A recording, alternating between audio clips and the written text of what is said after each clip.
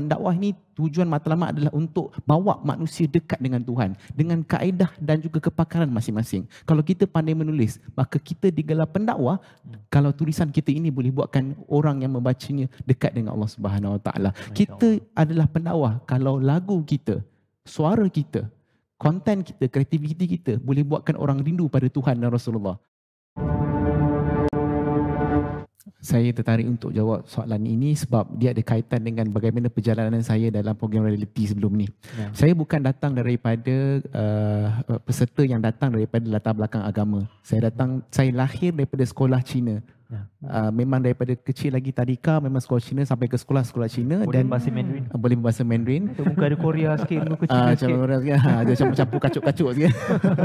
Dan even di universiti pun semasa saya masuk audition program reality tersebut pun saya mengambil jurusan degree dalam psikologi, clinical psychology. So memang sangat jauh dengan bidang agama itu sendiri, khususnya bukan daripada bidang usuluddin, fiqh dan sebagainya. Tapi saya pilih untuk masuk ke bidang pendakwah itu atas sebab satu gagasan pendakwah adalah berdakwah adalah tanggungjawab semua orang.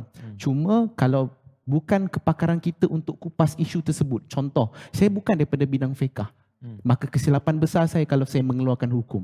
Maka itu adalah bagi kepakaran bagi pihak lain. Mereka juga pendakwah, kita juga pendakwah, moderator juga pendakwah, penyanyi juga berdakwah. Cuma kita macam saudara Hafiz sebut tadi, kita jangan keluar daripada kepakaran kita. Maka bila selepas habis sahaja program reality pendakwah, maka saya pergi ke sekolah-sekolah untuk bercerita tentang motivasi dan psikologi.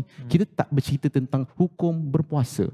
Kita tak cerita tentang hukum untuk hukum solat yang mana akan menjadi haram, yang mana akan jadi halal dan sebagainya. Sebab itu di luar daripada konteks kita kepakaran masing-masing.